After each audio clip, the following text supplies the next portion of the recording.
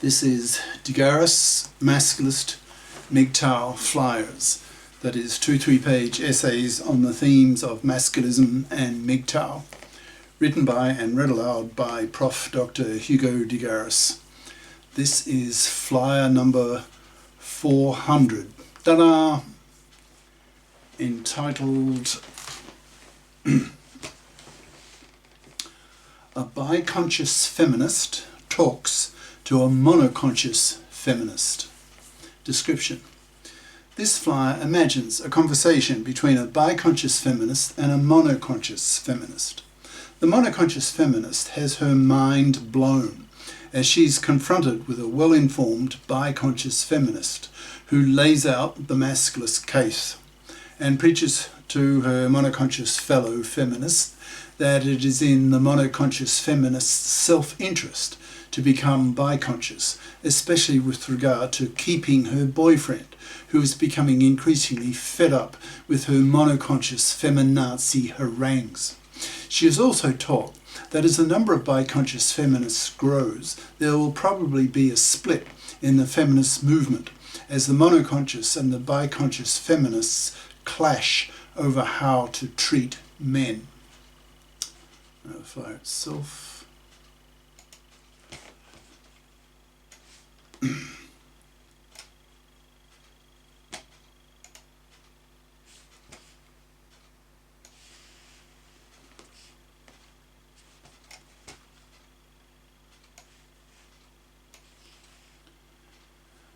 A biconscious feminist talks to a monoconscious feminist, by Prof. Dr. Hugo de Garis. Email profhugodegaris@yahoo.com. Website profhugodegaris.wordpress.com.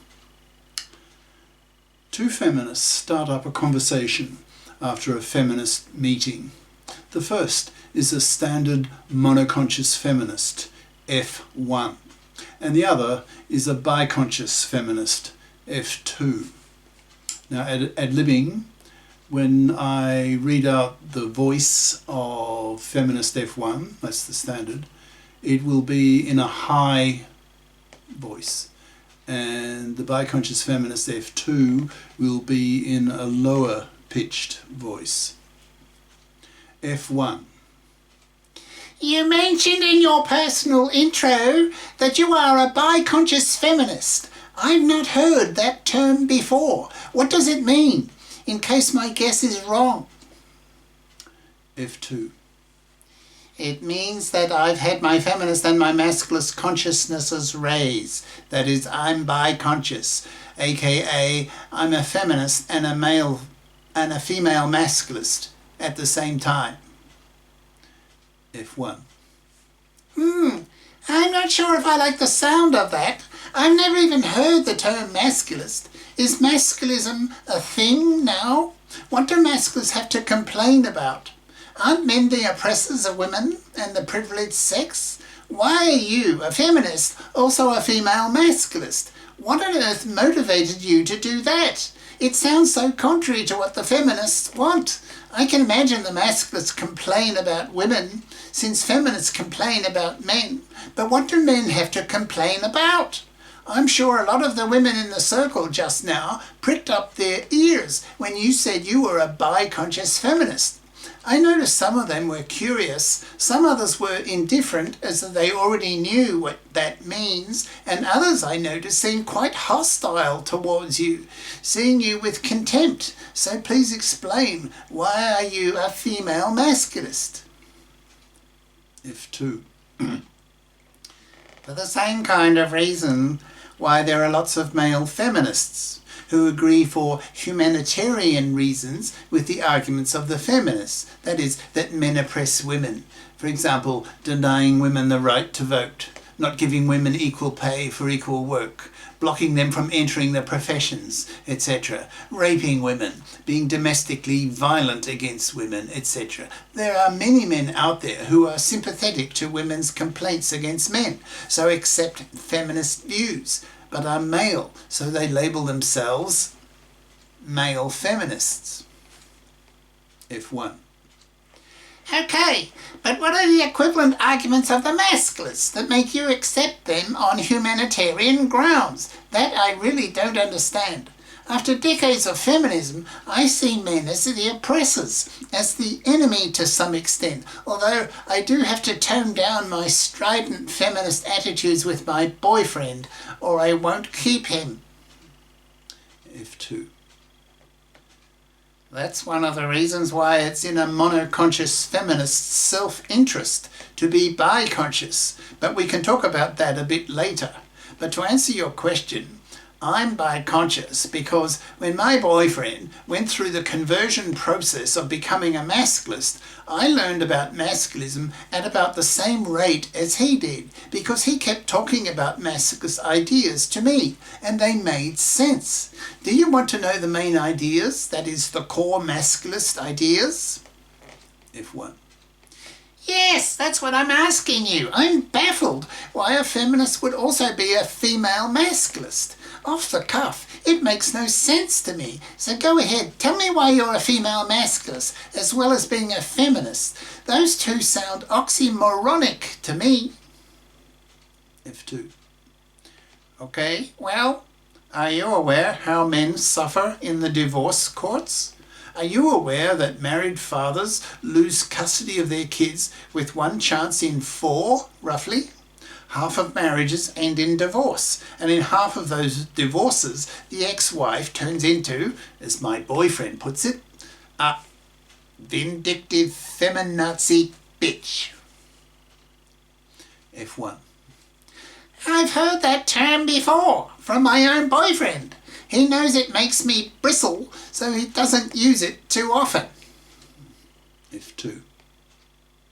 My boyfriend told me that a divorcing father will lose custody of his kids with a 90% probability, lose his house to his divorcing ex-wife, have to pay her half of his wealth, pay child support, will be given visiting rights of only 2 weekends a month, and often if the woman doesn't have a career, that is, can't earn good money because she didn't have a career-competent education, the term my boyfriend uses, she may be given alimony for life. When I first heard this, it sounded too bad to be true, too exaggerated, but when I looked into it online, I found it to be true. F1. I'm starting to understand what you're talking about. That does sound really bad, I have to admit. F2. But it's far worse, since young men are seeing what the feminist-controlled divorce courts are doing to men by observing their fathers, their uncles, their older male friends, and are now advising their friends not to marry, not to have kids, and to spend their money on themselves. They are going MGTOW, that's men going their own way. F1. Yes, I keep hearing about that movement now. It's getting in the news with greater frequency. That will be bad news for those women who still want to marry and have a baby. F2. Indeed. In fact, my boyfriend told me that in the UK now, young men care more about the level of fitness, that is, financially independent person, of a potential girlfriend than they do about her looks.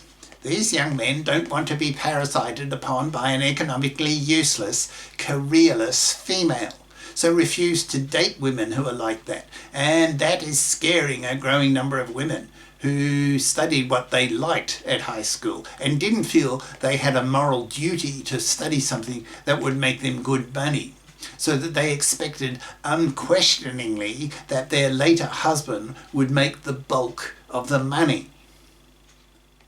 F1.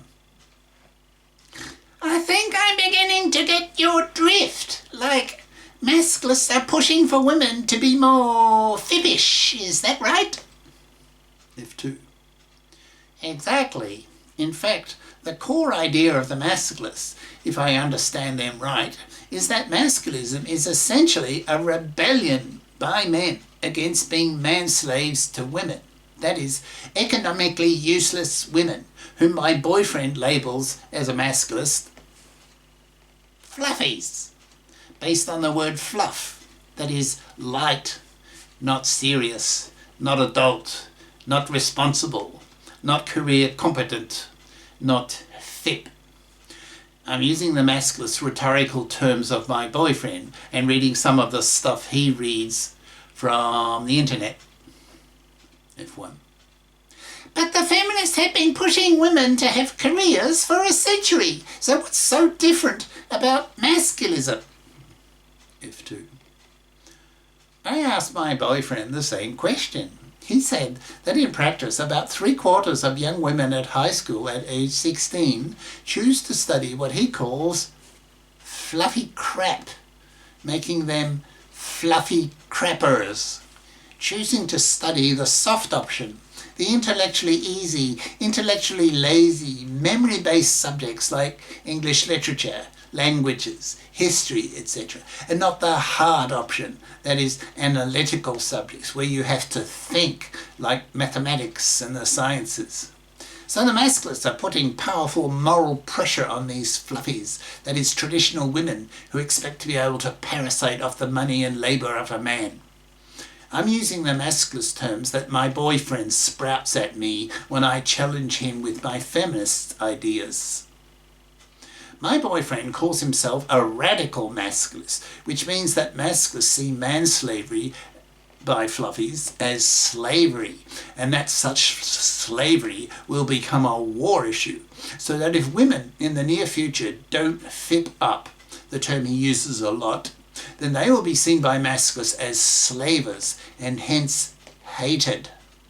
My boyfriend says that young men are telling each other not to marry, not to have kids, since the costs to them in the feminist-controlled divorce courts are so high that men are better off not marrying and not having kids. F1. Jesus, that's scary. Because I want to have kids at some stage, not too many years away. I hope my boyfriend doesn't get converted into a radical masculist. That would really scare me. F2. It gets worse. The masculists are labelling those feminists who control the divorce courts fluffy feminist hypocrites, because they are seen by the masculists as hypocritical, because they are feminists in the parliaments, that is, they want equal rights with men, but behave as fluffy parasites in the divorce courts, expecting their ex-husbands to keep paying for them after the divorce the way they did before the divorce. I'm a real FIP. I studied hard and got a good career competent education and now make good money, roughly equal to what my boyfriend makes, and I'm pretty sure that if I weren't a real FIP, he would not choose me to be his girlfriend. So I can readily understand why so many young men now expect their potential girlfriends to be FIPs. Otherwise, they're seen as future parasites, future fluffies, to be rejected increasingly by men. In terms of economic justice, I readily sympathise with the masculists that women have to get off their traditional parasitic asses and FIP up. I'm now starting to talk like a female masculist, since on those issues I really agree with the masculists. The masculists are saying that if the gender laws, especially in the divorce courts, are not soon made men fair, for example, that men are given what's called the that's paternity rejection right, so that a man can fill in a government form to legally reject an unwanted pregnancy, so that if the woman then goes ahead with the pregnancy, then she has full financial responsibility for the upkeep of the kid.